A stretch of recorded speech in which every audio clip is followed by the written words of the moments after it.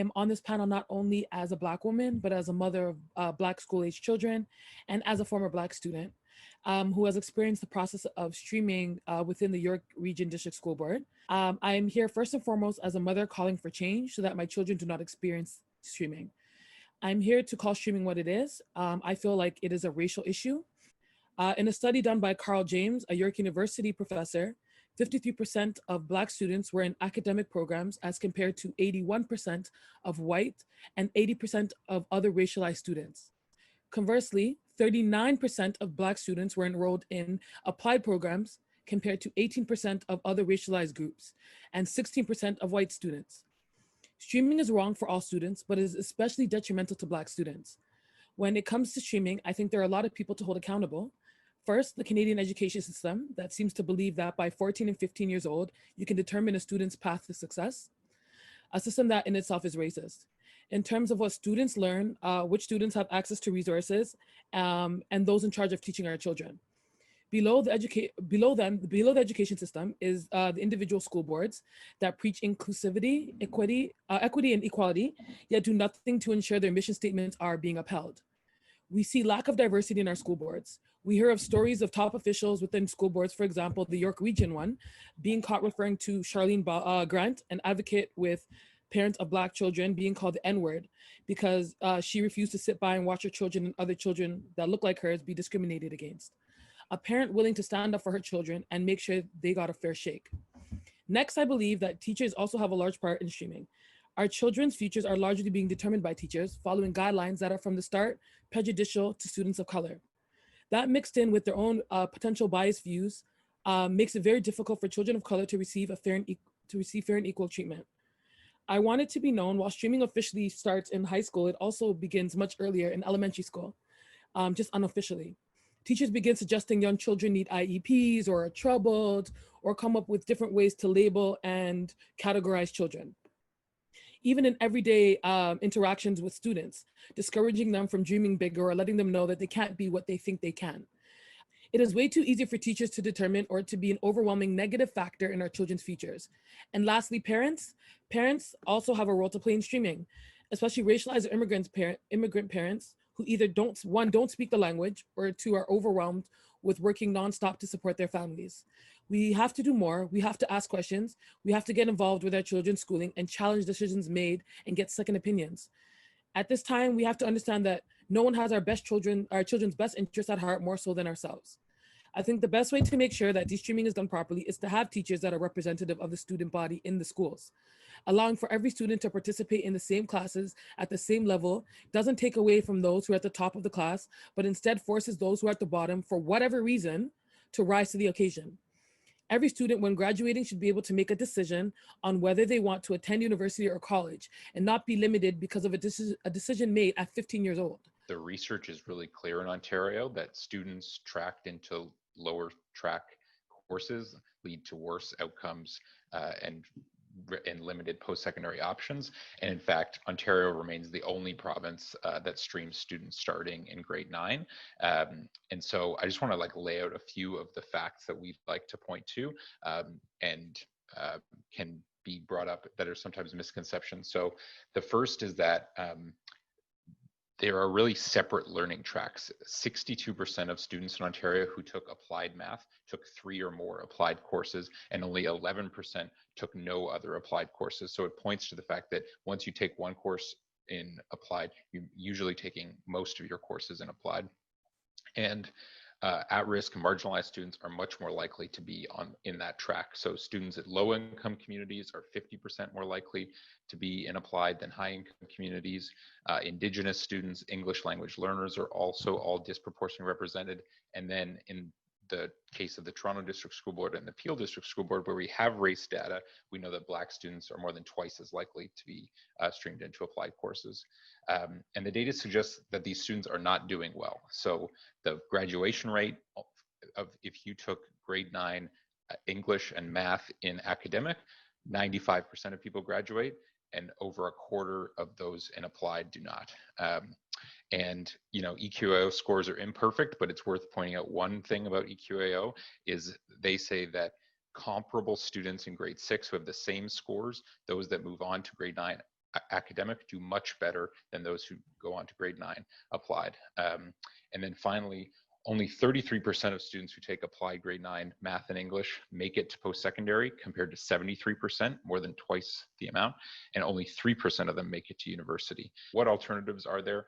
The coalition that I'm a part of is pushing to de-stream Ontario high schools, and we know from the TDSB's experience over the past few years that it is working, that the rates of people in applied are falling, but we also know from that experience that it needs appropriate support, appropriate community engagement, appropriate training. And so we've provided a series of recommendations to the province about how to effectively de-stream grade 9 through their commitment. And I'll just lay out a few of them now. So the first, we said that the ministry needs to invest in reducing class size in de-streamed classes to at least go back to the 22-to-1, that the impact of differentiated instruction in mixed ability classes is even more important. Second, we said that you'll need further investment in full inclusion, things like resource teachers, EAs, special education supports, to address gaps that come from elementary school.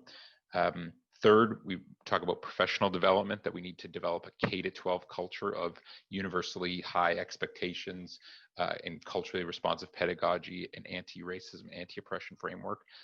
So we said that there should be dedicated PA days to this work, that school improvement plans need to be changed to tackle this issue, and that training needs to happen at all levels. Fourth, we said there needs to be community engagement. We need to bring parents and families and community along on this journey, and that includes the collection of race-based data across the province. And then finally, we say changing curriculum documents is not enough. We need a collaborative approach, stakeholder working together to get this right and not repeat the same mistakes that were made in the 90s when this was tried last. And so we're calling for a multi-stakeholder table to work on those. This government committing to this is the result of the hard work of people across this province and community organizers and advocates, but the hard work does not stop now, and we have to get this right. And so educators and teachers and everybody is welcome to join our coalition. You can go to our website, endstreaming.org.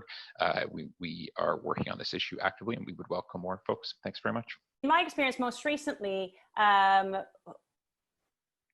was in grade 7, 8, teaching language and math, the inclusion model at Brock. But it all started when I first proposed the idea of the inclusion model at IRC, Indian Road Crescent Public School. And this was for our HSB students in grade 4 and 5 for the math instruction. So they would be integrated into the classroom instead of in the withdrawal model. Now, the year prior, I was teaching core French for the first time, and I had to have a big shift in my own practice because of the nature of the class. I had grade 4s with no experience in French, grade 5s with a full year of experience, and a wide range of content knowledge and a number of learning disabilities in language. So I needed to differentiate my instruction, find new strategies, different evaluation techniques in order to keep them engaged. And so then a year later, I'm proposing to my principal that these are the rationale for an inclusion model. So as you can see, we're looking at the school climate, higher academic expectations, learning opportunities, social networking. This is us doing our pilot of the math inclusion model. So for any given expectation, we were really looking at the learning styles of all the students and their interests. We were trying to use the environmental considerations, such as vertical spaces, so students could learn from each other. A lot of concrete manipulative use so that they could explore that before the abstract concepts. We did a lot of station work. We didn't always have a teacher at each station, so sometimes the students were the role models for their peers. And so they had the opportunity to demonstrate their knowledge in quite a variety of ways, not just demonstrating their knowledge, but also accessing the information in different ways. The other thing we were working on was increasing the students' own awareness of their skill sets and their interests. So when I had originally done my IEP planning, it was on a Google form, but then we used that for a whole class survey. So the students were looking at, what are my interests? What are my strengths? And we're also hoping that they will increase their voice and choice. As opposed to going through a station style where they're doing all the different things, now they have a choice. They know what they're interested in. In this particular case, there's a student who came up to me and said, Ms. Greenwood, there's nothing that I'm interested in on your list. So we were advocating or encouraging the students that they would advocate for themselves. So I go back to the student and say, okay, let's look at your inventory analysis. And he was very interested in Lego. So I said, okay, how can you show me what you're interested in with your interest of Lego? What do you know about the novel? Great, no problem, Ms. Greenwood. I'd like to do a set design of the novel. And indeed, he created a very elaborate, amazing set where he could describe all of the plot orally with his set design. So it's a matter of really getting to know your students, taking the time, giving them different opportunities for showing their information. And so when we go back to the rationale, definitely we saw the benefits, and as well other benefits, sorry. I had a number of teachers asking me, well, what are your indicators of success? How do you know? Is it evidence-based? But we had school climate surveys. We looked at their attendance. And so here's one of the, an example of the surveys. So we definitely saw all of the benefits. But to echo some of Efia and Sam's points, the reason why much of this was a success was because of the investments that were made. So certainly I had different training opportunities through the networks for learning and different collaborative inquiries with my colleagues. And there was an investment that was made in both human resources with special education resource teachers, as well as the educational resources for the students. Certainly in my experience, I would never go back to a model that didn't have inclusion because of the results that we saw. The undercurrent of streaming really does begin at the elementary level when we're putting IEPs in place for students. I acknowledge that IEPs are definitely necessary for a number of reasons for a number of students, and as such really should be honored as a working document that all stakeholders can contribute to. However, an IEP was always meant as a means to support students, not as a lifelong addendum to, profiling them with stating their inadequacies. And unfortunately, that's kind of starts to become what happens with them. So I've taught many students who have come to me with outdated and incongruous IEPs that have been in place for way too long. And I've sort of nicknamed them legacy IEPs, and they've just followed them from year to year to year and have just continued to be rolled over. Many are for behavior, almost all of them are for boys, and many of them are for racialized boys. And there was a time when I took them as face value and assumed, from the teacher previous, they obviously saw something that I needed to honor. But as I started to interrogate them, I started to notice that they didn't really jive with the students that I was looking at. And there were two particular students that really crystallized that for me. They were both students who had come to me with IEPs claiming that they were working below grade level. Both students had done poorly on the literacy diagnostic tests like CASI, but that was really all the sort of data that I saw other than poor scores, like poor report card data. But it seemed really impossible to me because both of these students seemed bright, attentive, engaged, all of the things that you observe in, the beginning of September. And as I started reading the IEPs, I saw that one of those students had a diagnosed LD and dyslexia, and the other student had very poor fine motor skills, but no learning disability, nothing else. So what became really clear to me was both of these students were very capable of working at grade level, but they, because of their limited written work, they were held back and assumed that they were incapable of the work. So being able to give them the technology that they needed, Dragon Naturally Speaking, Read and Write Gold, and just for the other student, just simply, access to Google Docs, they were able to work above grade level, at grade level, even above grade level in some cases. And so the thing about that is that both of these students had come to me in grade 6. They'd had these IEPs in place since grade 2. So for 4 years, they had been, their IEP had indicated that they were working below grade level. And so what would have happened if when I sent them off to grade 7 and 8 in a separate middle school, if I just rolled over those IEPs and hadn't questioned them? So I chose to move into the intermediate panel in the past year after 6 years of working as a math coach, because I really saw a need for support with the HSP inclusion model, specifically in intermediate. There's a couple of things that I just wanted to highlight. So when they put out the 2018 report, special ed report, the TDSB research department identified a few specific things, and there were 3 things that really stood out to me as to why they were moving away from HSP. One of them was ability grouping often imposes low expectations on students. Ability groupings often mirror social, ethnic, and class divisions, and assignment of a student to an ability group is often a permanent destination. And so that's kind of that idea of HSP and IEPs that, you know, it's meant to be maybe a 1 year or put in place as a support, not as a destination where that's where they are for good. And so when this sort of came out, it created a lot of worry, and how am I going to include the, you know, perpetually labeled HSP students or IEP students? And so that's another undercurrent of streaming that's always bubbling to the surface. How do we refer to students who need our support, are, you know, and just saying, oh, the HSP students are going to be in our class now. And I heard a lot about that. So first and foremost was working with teachers as a coach and saying, you know, we need to have high expectations for all of our students and believe that they're capable of learning. And then second, how are we going to shift our pedagogical stance, and so that we can provide equitable learning for everybody who's in front of us. And so by analyzing the math curriculum, looking at where students have come, where they need to go, and how we can bridge that information, students were really rising to the challenge. And those legacy IEPs all of a sudden started taking a back seat. And there were more than one aha moments where teachers were like, oh, I didn't realize that she was capable of that, and those sorts of things. And so I do know that there are IEPs that are absolutely in place for valid reasons, and I honor those IEPs as well. But I don't look at those IEPs as an automatic indication that students can't handle the work, or that they're going to need to register in applied classes. The key is that those supports are in place so that students can be successful, not held back.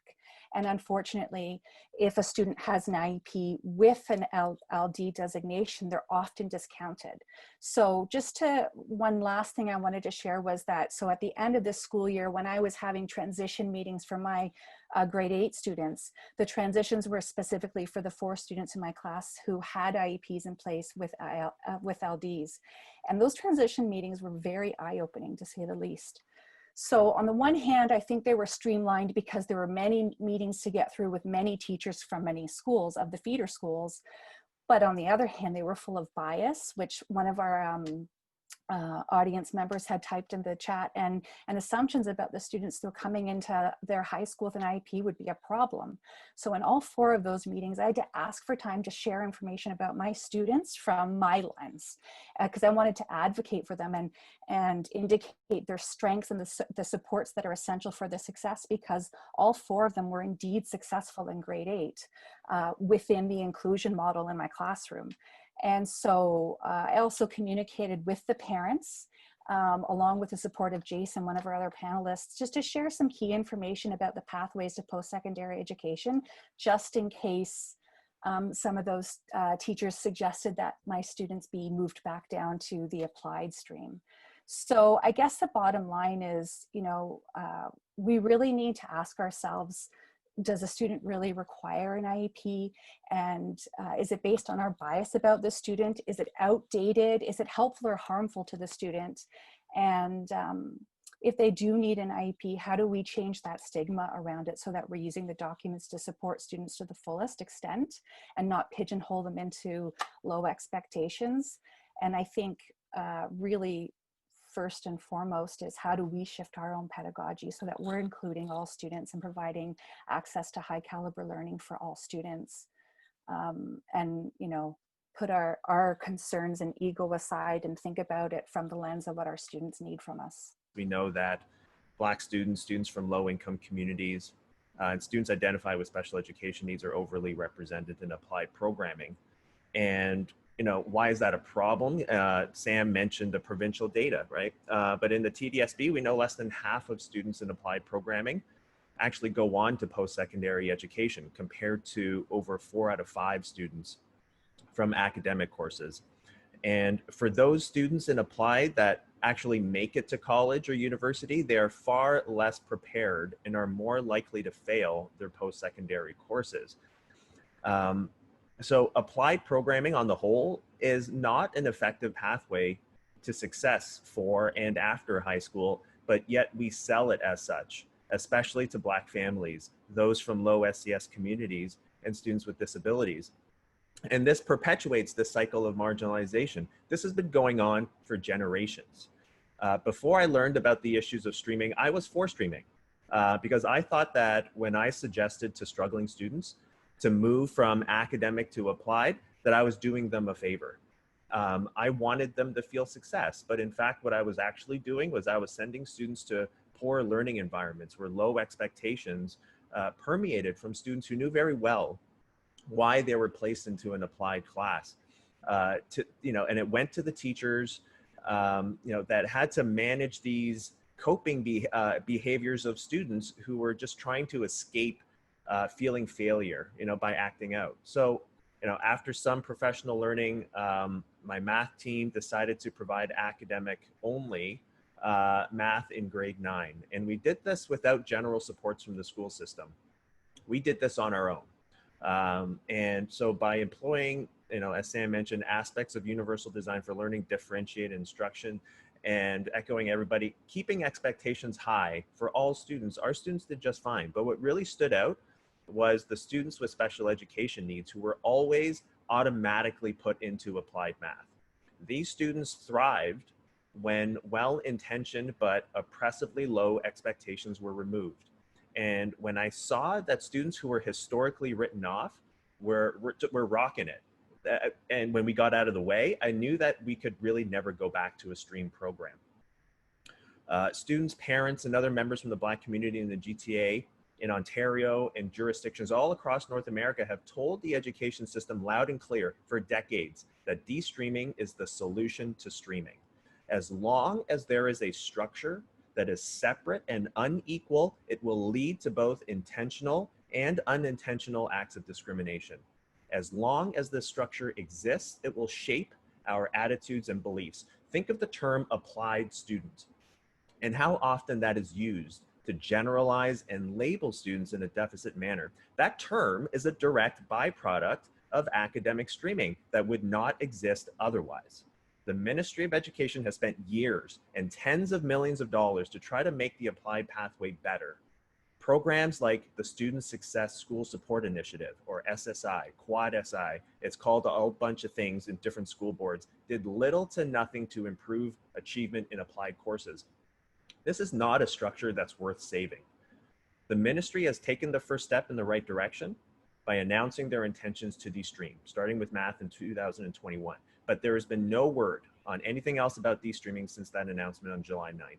If this whole return to school planning process is any indication of the ministry's capacity to think forward, anticipate challenges, and let go of antiquated ideologies, then it would be in their interest to partner genuinely and fully with stakeholders and educators that have already been involved in this for decades. In the meantime, the ministry needs to signal to boards across the province that they should be encouraged to challenge streaming right away by providing academic programming in grade 9, especially English and math. We don't necessarily need a new curriculum to disrupt streaming. It's all about how classes are structured and the teaching practices that happen in them, as you've seen already today. Schools should be focusing their school improvement plans on inclusion and accessibility through approaches such as DI, UDL, culturally relevant and responsive pedagogy. Finally, the ministry needs to direct school boards to examine streaming structures in elementary schools, such as special education, that take students as young as 6 years old down a predictable path to marginalization.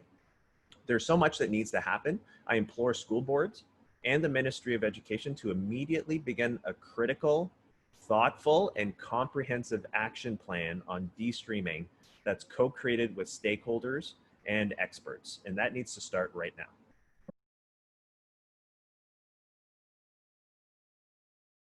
throughout the session, one of the things that's been coming up a lot is this idea of teacher bias and the importance of pedagogy and mindset and approaches and things like that. And and I've been at this for a while now, and I've talked to a lot of teachers, and sometimes coming at them from needing to establish an anti-racist, anti-oppressive mindset may not be the starting point for some people.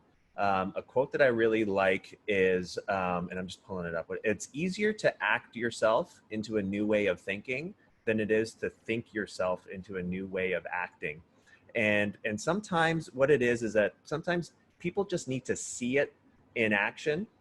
And sometimes teachers need to have a helping hand as they go through this process. But it's almost like you just got to do it to start believing. But sometimes that does take support. It takes resources. But I think that this can't wait. Systemic racism can't wait for people to be ready to do this work. So I think that in order for this to be really successful, we need to jump in, but jump in with the appropriate supports and resources, human and financial, to make this successful. I think self-reflection as an educator, and I'm sort of paraphrasing my quote from a book that I read called Beyond the Bake Sale, that idea of looking in the mirror instead of through the window to see who needs to change and who else can change to make my job easier. I need to look in the mirror, and I need to think about how I can shift and make sure that I am creating an environment where everyone can be successful. On the trend of finding a quote, there was one that I had read that says, it's not going to be easy, but it's going to be worth it. And I would add on to that, you're right, doing it, the inclusion model, it's not easy. It is a lot of work, but not only is it worth it, it is necessary. The students deserve it, so it is our responsibility. So as teachers, if you are exploring it, I would, like as Jason said, you can get your feet wet or you can jump right in, and you don't have to hit every lesson out of the ballpark, but you have to start somewhere. You have to be willing and find the people around you who are willing to do it with you. Ontario government's recent announcement, I think, came out of the blue for a lot of us, but it's the result of a lot of folks' really hard work over many years, especially in Ontario's Black community, but certainly not exclusively, that put this issue on the radar and built this. And so I think it's we owe it to all of that work to make sure that we get this right. And so the next few months are going to be critical as the government sort of plots its course. And so we just encourage folks to get involved and push as hard as you can. Thanks everybody for taking the time late on a summer evening. Thanks. I would just like to say that I think the education system needs more support for marginalized and racialized students. We need to have safeguards that protect students and don't write off those who could potentially be successful with accessibility to resources. Teachers need to check their biases. The school boards need to do more. Our government has to do better. We need to stop pointing fingers and take accountability. What does it mean to be for racial equality when in schools the complete opposite is happening?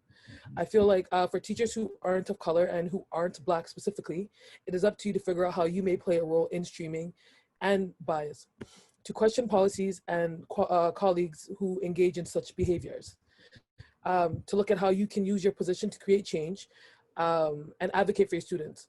It is no good to know that there is an issue and do nothing about it. In organizing the March for Black Students, we had a teacher who was white. She was the head of a group of teachers willing to give us private information, confidential information as to negative racist practices within their schools. But they were not willing to stand up and put their faces behind the information for fear of retaliation by their employers. It takes sacrifice. It takes enough people to stand up, regardless of consequences, to demand and bring about change. If you are for racial equality and Destreaming, you need to stand up and you need to be willing to face the consequences of doing so. It's important for us to move forward progressively, for students to get the fair education and opportunities, life chances that all other students get. I think it's very important that these conversations continue to happen. And I'm thankful that we were able to have this tonight. Thank you to my co-panelists and for everybody who tuned in.